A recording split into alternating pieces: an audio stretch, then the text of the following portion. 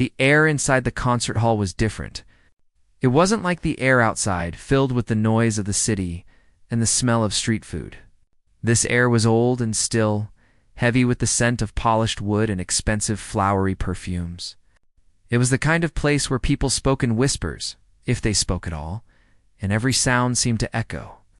From the soft rustle of a program page to the quiet, impatient cough of someone in a velvet seat, for the young woman who stood just off stage, this silence was louder than any shout. It felt like a wall, a solid thing that she had to break through. Her heart was beating so fast, she could feel it in her throat, a frantic little drum against her skin. She clutched the worn strap of her bag, her knuckles white. She had practiced for this moment for months, every single night on the old keyboard in her small room. She knew the piece by heart, every note, every pause, every shift in feeling. In her mind, she could play it perfectly. But here, under the bright lights and the weight of so many quiet watching eyes, her confidence felt like a thin layer of ice, ready to crack. A man in a black suit nodded at her. It was her turn. She took a deep breath that did nothing to calm her nerves and walked out onto the stage. The lights were blinding, and she couldn't really see the faces of the people in the audience, just a sea of dark shapes. But she could feel their eyes on her, assessing her, judging her before she even touched a piano. She was wearing her best dress, a simple blue one that her mother had helped her iron that morning. But here, surrounded by silk and fine wool, it felt plain and out of place, like a wildflower that had accidentally sprouted in a perfectly manicured garden. Then she saw the piano. It wasn't one of the big shiny black ones that sat like glossy kings on the stage. Instead, over to the side was the piano she had requested. It was an old upright, its wood a little scuffed and its color a faded brown. It looked tired, like an old person who had seen too many years. Two stagehands were carefully wheeling it into the center of the stage for her, their movements a little clumsy. A low murmur went through the audience, like a wave of whispers. She saw the judges, a panel of 3 very serious-looking people at a long table, lean in and talk to each other. One of them, a man with a stiff white collar and a face that looked permanently unimpressed, raised an eyebrow. She reached the piano and ran her hand lightly over its top. It was familiar. This was the kind of piano she had learned on down at the community center. It had a personality, a warmth that the cold, perfect grand pianos didn't have. Its keys were a little yellowed, and she knew some of them stuck just a tiny bit. But it was her kind of piano. She sat down on the small, hard bench and placed her trembling fingers on the keys. The silence in the hall grew even heavier. She could feel the judges waiting. She looked up at them, and the man with the unimpressed face was staring right at her. He didn't smile. He leaned forward, his voice cutting through the quiet like a knife. "Young lady," he said, his tone dripping with a kind of polite disbelief, "are you quite certain you wouldn't prefer to play a proper instrument? We have a perfectly fine Steinway you could use." A few people in the audience let out little giggles, sharp and cruel. They weren't loud laughs, but in the dead silence of the hall, they sounded like explosions. A hot blush of shame crept up her neck and burned her cheeks. She wanted to disappear. She wanted to stand up and run right off the stage and never come back. Her mouth was dry, and when she tried to answer, nothing came out. She just shook her head, a small, jerky motion. The judge shrugged and leaned back in his chair, a look on his face that said he had already made up his mind about her. He had seen all he needed to see. A girl from a poor part of town, asking for a junker piano, too scared to even speak. It was a joke to him. She tried to push the sound of their laughter out of her head. She closed her eyes for a second and pictured her small room, saw the sheet music taped to her wall. She remembered the promise she had made to herself. Just play, she thought. Just play the music. She took another breath, this one shakier than the last, and placed her fingers on the keys to begin. The first note was supposed to be clear and strong, a confident announcement, but it came out soft and hesitant. Her fingers, which usually felt so sure, felt like they belonged to someone else. They were stiff and clumsy. The memory of the laughter was still buzzing in her ears, distracting her, making her second-guess every single movement. She played the first few bars, but it was all wrong. The notes were there, but the music was gone. It was just a series of sounds, disconnected and lifeless.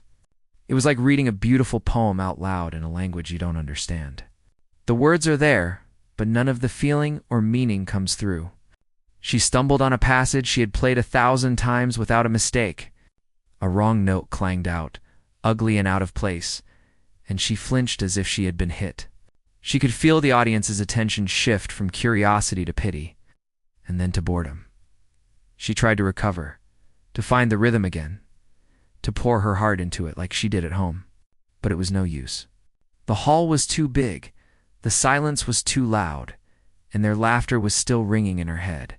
Her fingers fumbled again, and the melody fell apart completely. The music died in her hands.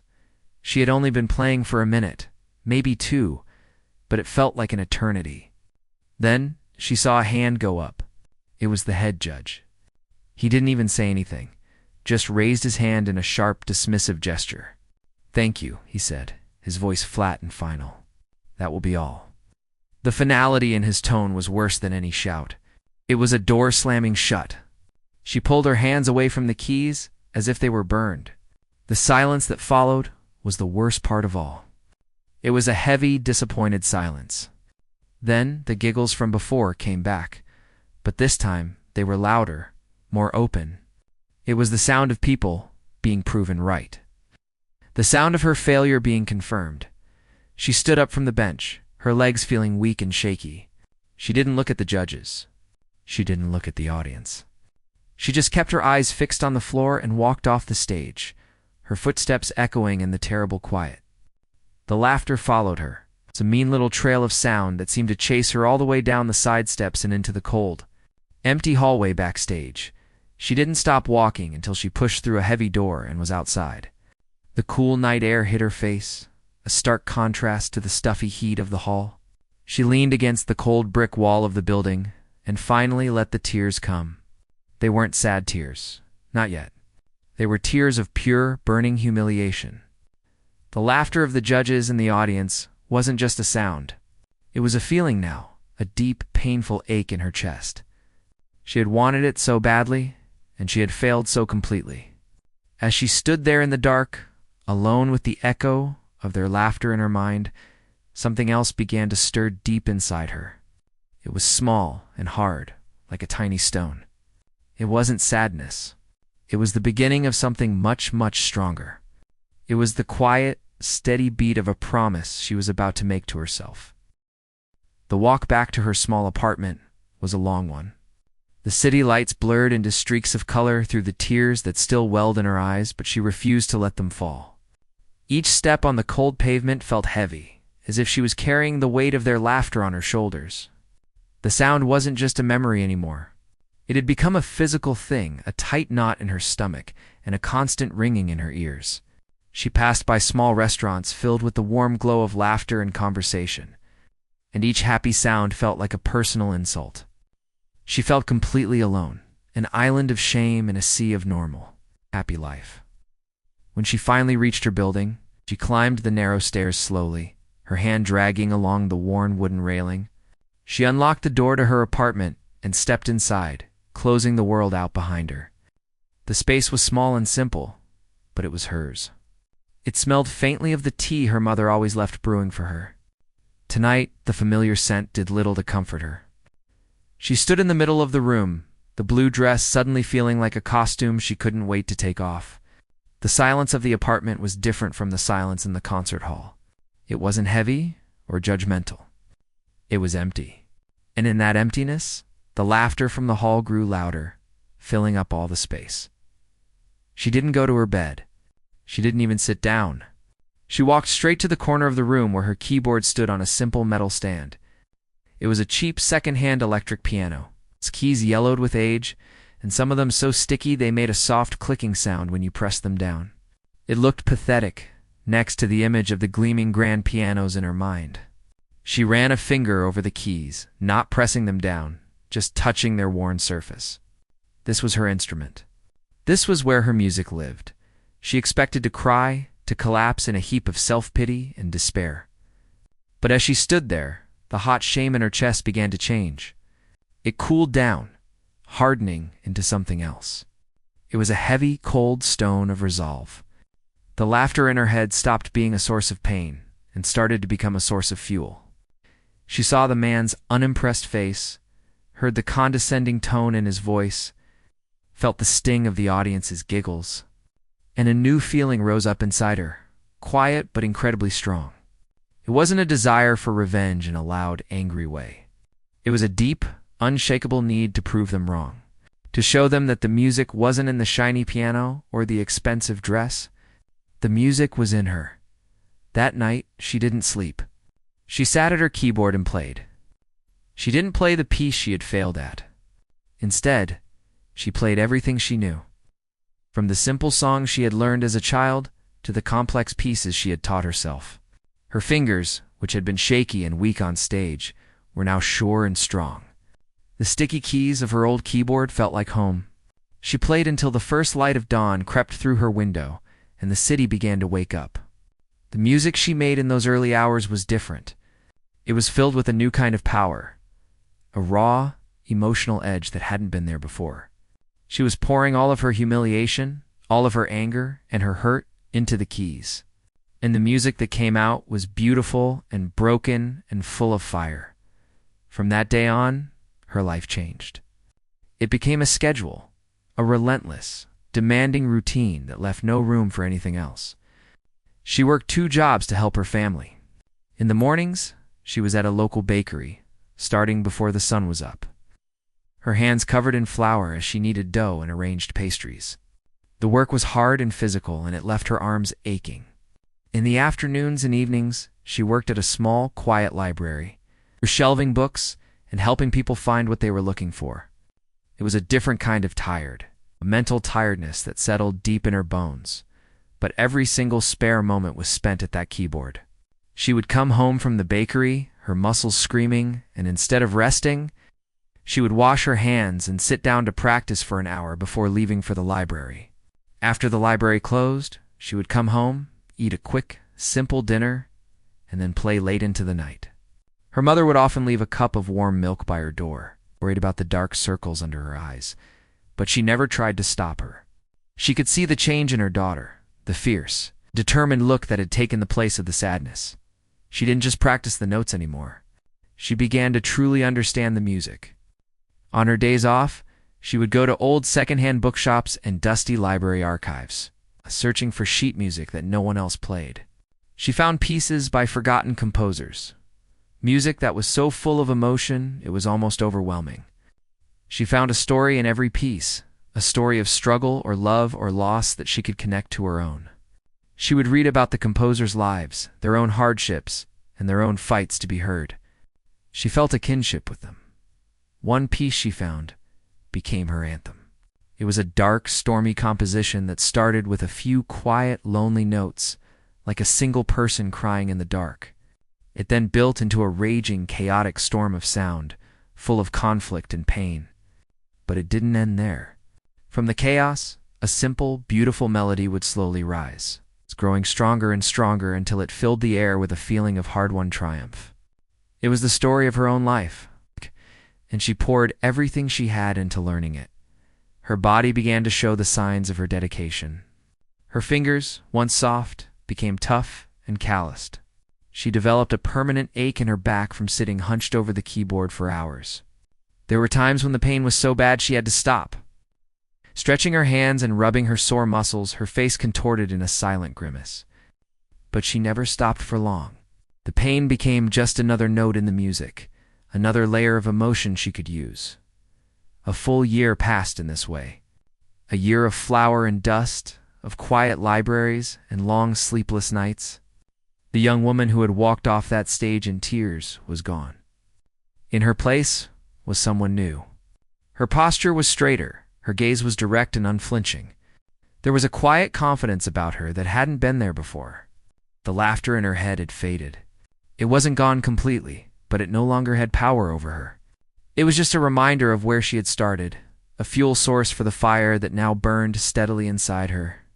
She was no longer just playing the piano.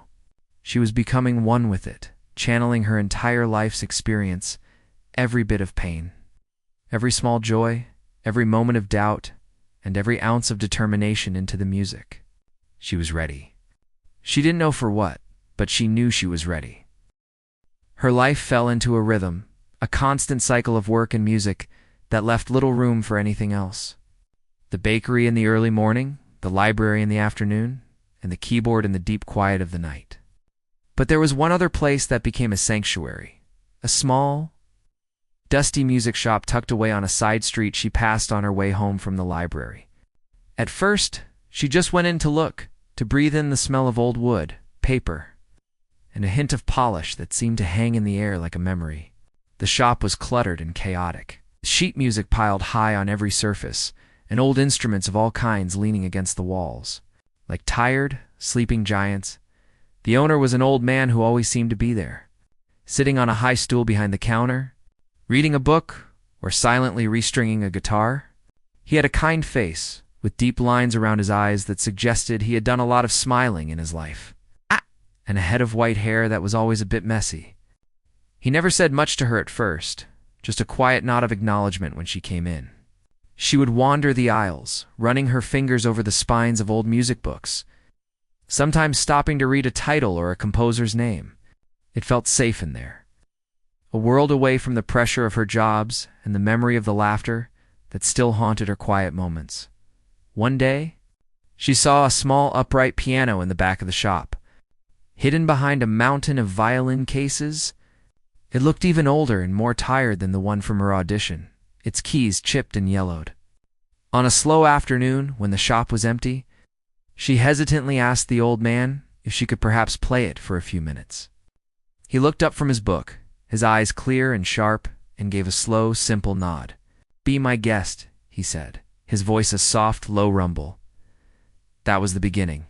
She started coming to the shop every day she could, for just 20 minutes or so, before she had to rush home. She would play the pieces she had been working on, pouring all the emotion she had been bottling up into the old piano's strings. The old man never interrupted. He would just sit at his counter, seemingly reading his book, but she knew he was listening. She could feel it in the stillness of the shop, the way the air seemed to hold her music gently.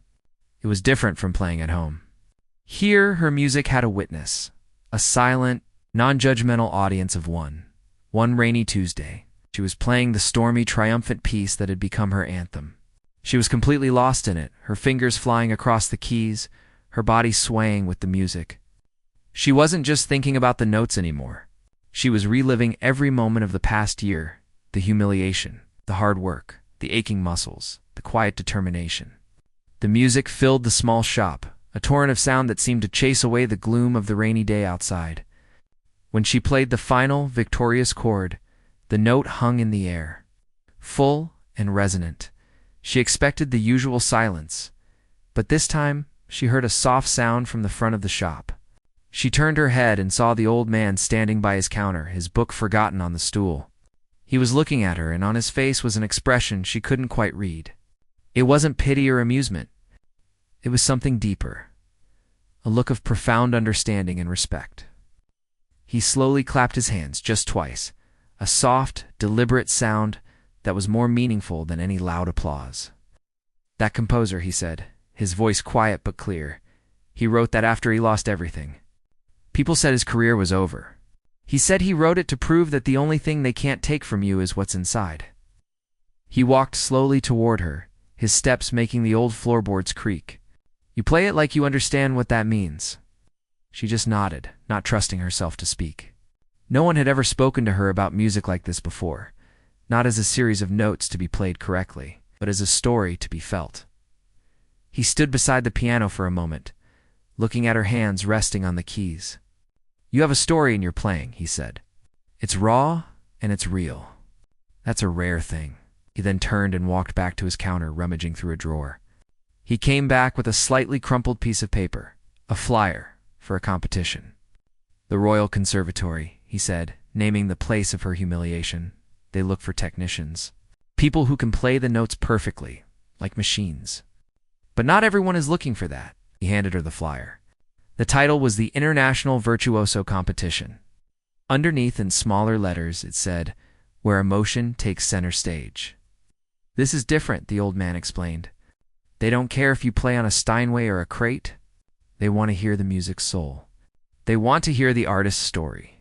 You have a story. A powerful one. You should let them hear it. She looked at the flyer, her heart starting to beat a little faster. The thought of entering another competition, of putting herself in that position again, was terrifying. The memory of the laughter was still too fresh. I don't know, she stammered. I'm not good enough. The old man smiled gently. Good enough for who? For the people who laughed? You don't need to be good enough for them.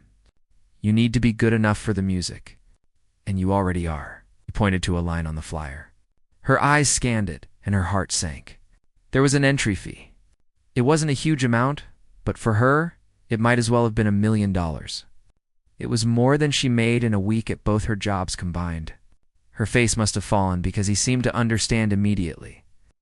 Don't worry about that, he said softly. Consider it an investment. An old man's investment in a story that needs to be told. He told her that he had been a concert pianist himself, a long time ago, before an injury to his hand had ended his career. I never had your kind of fire, he confessed, looking down at his own slightly gnarled hand. I played the notes perfectly, but I don't think I ever really made them sing. Not like you do.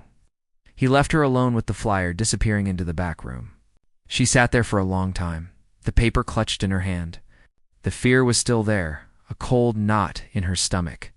But for the first time in a year, it was mixed with something else. A tiny, flickering spark of hope. This was different.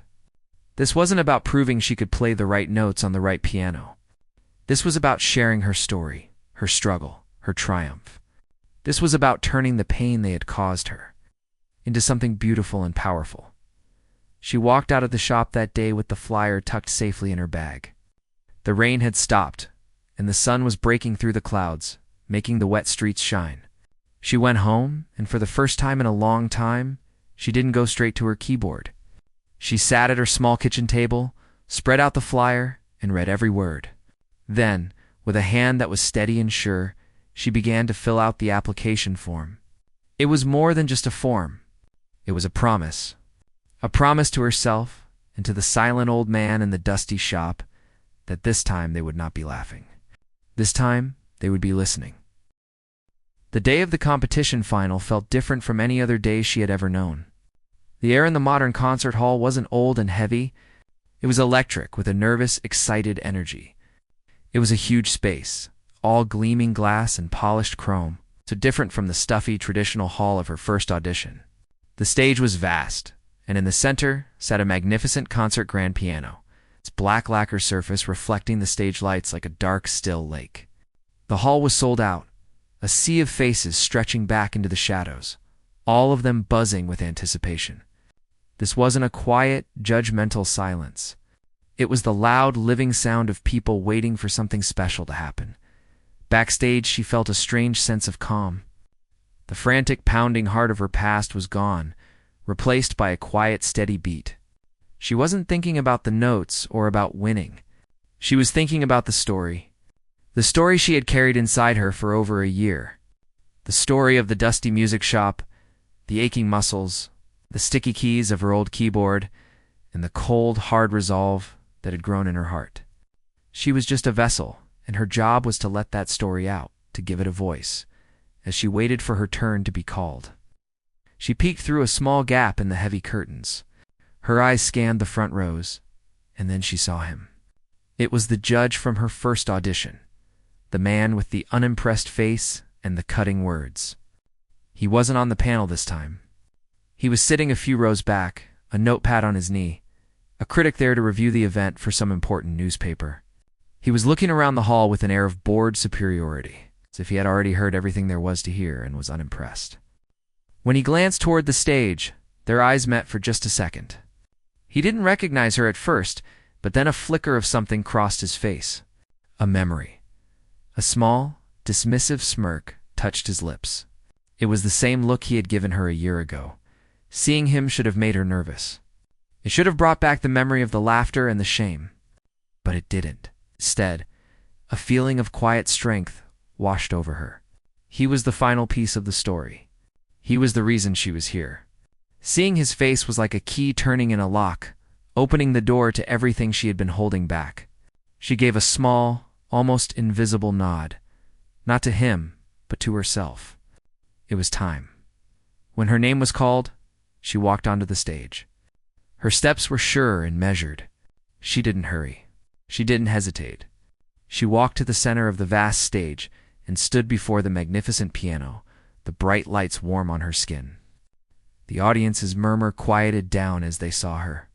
She was still wearing a simple dress, not a fancy gown. She looked plain and ordinary against the grand backdrop of the stage, and a few people in the audience probably wondered what she was doing there. She sat down on the bench. The plush velvet, a stark contrast to the hard wooden bench she was used to. She gently placed her fingers on the smooth, cool ivory keys. This piano was perfect, every note waiting to be called upon. But she knew it was just an instrument, a tool. The magic wasn't in the piano. It was in her. She closed her eyes, took one slow, deep breath, and began to play. The first note was soft, almost a whisper, but it cut through the silence of the hall like a single clear voice in a dark room. It was a lonely, haunting sound, full of a deep, quiet sadness. The melody that followed was simple and fragile, like a memory of a tear. It was the sound of her walk home that night, the feeling of being alone, the sting of humiliation. The audience leaned forward, captivated. The music wasn't just pretty. It was telling a story they could feel in their own hearts. The notes weren't just sounds. They were words, painting a picture of a young girl's pain. Then the music began to change. The soft, sad melody started to build, a low rumble of discontent growing in the bass notes. It was the feeling of the cold stone of resolve forming in her chest. Suddenly, the music exploded. Her fingers, which had been moving so gently, were now flying across the keys, a blur of motion. The sound was a storm, a chaotic, raging torrent of notes that filled the entire hall. It was the sound of her anger, her frustration, the long nights of practice, the aching muscles, the feeling of being trapped and fighting back. The piano was no longer a beautiful instrument. It was a battlefield. Her body swayed with the force of the music, her hair falling across her face as she poured every ounce of her struggle into the keys. It was loud, it was aggressive, and it was breathtakingly honest.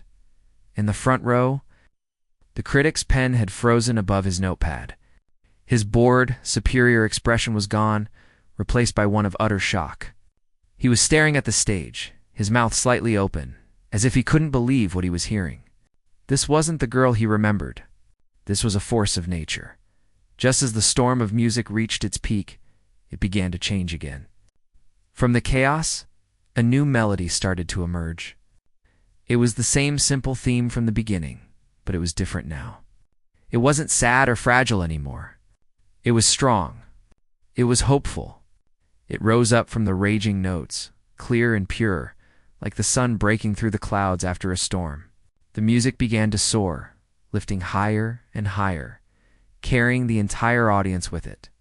It was the sound of her triumph, the feeling of finding her voice, the unshakable confidence that had grown from her pain.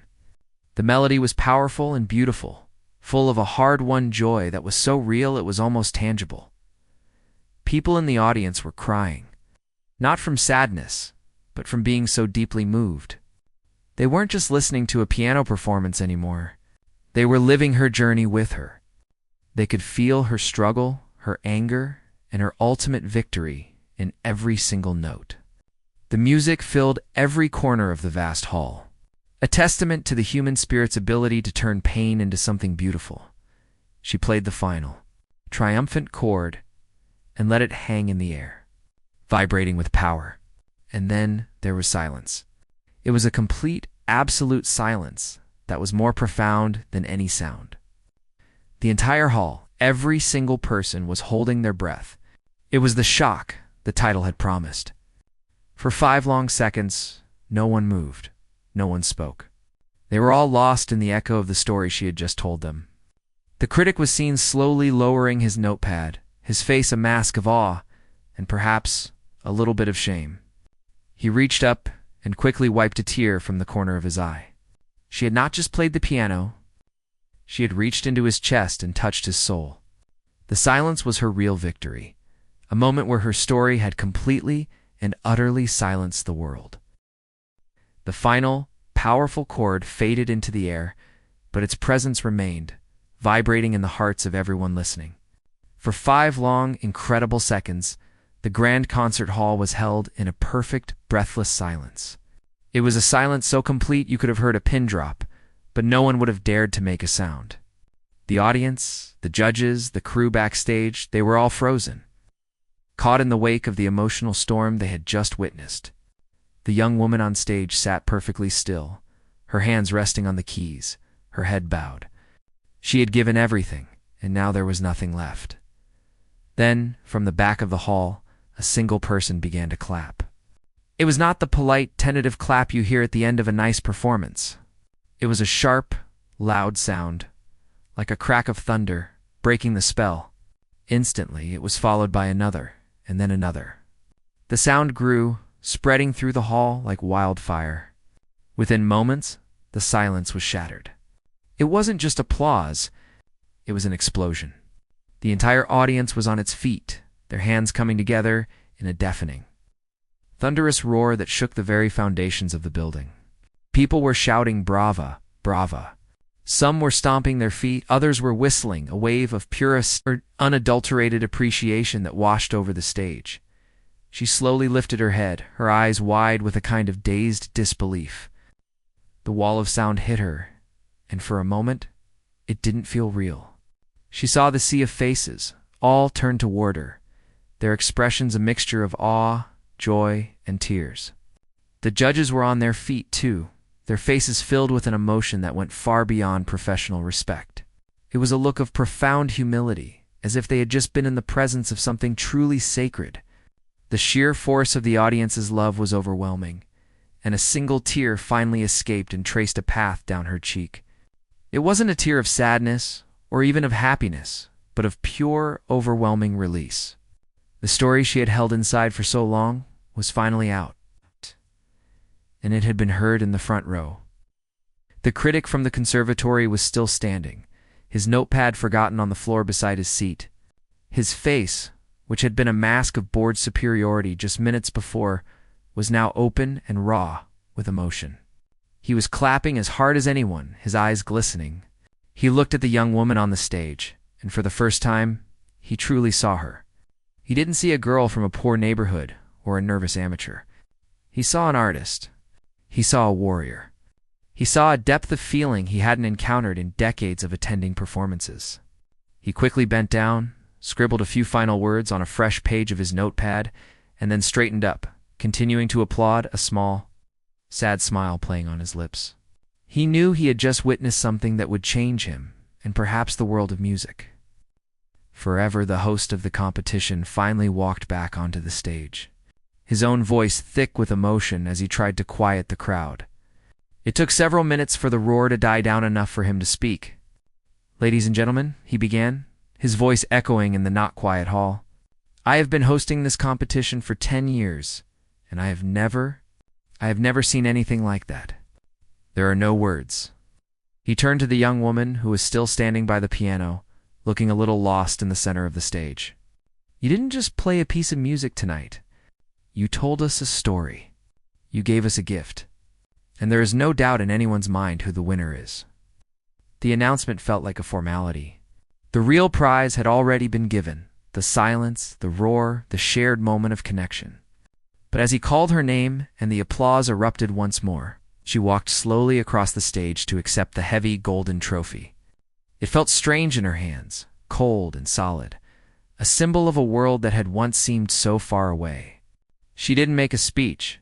She just held the trophy tightly and bowed deeply, first to the judges and then to the audience. The music had already said everything she needed to say. In the days that followed, the world outside the concert hall got to hear her story. Several people in the audience had been recording on their phones, and one particularly clear video of her performance was uploaded to the internet. It spread like lightning. Within hours, it had millions of views. People from every corner of the globe were watching, listening, and feeling the same things the audience in the hall had felt. The comment section was a flood of personal stories. People wrote about how they had been underestimated, how they had struggled, how her music had given them hope. The headline of the critic's review, which was published the next day, was shared over and over again. The girl they laughed at just redefined genius. He wrote not just about her technical skill, but about the power of her humanity. The way she had transformed her deepest pain into a universal language of triumph. But for her, the most important moment came a week later. She went back to the small, dusty music shop. The golden trophy was sitting on her dresser at home, a strange, shiny object in her simple room. But she felt more at home here, in the cluttered quiet of the shop. The old man was behind his counter, reading his book as usual. He looked up and smiled when she walked in, a warm, knowing smile that needed no words. She didn't have the trophy with her. She didn't need it. She walked to the old beat-up upright piano in the back, sat down on the hard bench, and began to play. She played a simple, gentle melody, full of peace and quiet joy. The old man closed his book and just listened, a happy tear rolling down his wrinkled cheek. The laughter from the conservatory was a distant echo now, a ghost that had been banished by the roar of 1,000 applause and the quiet, steady sound of her own music, finally free.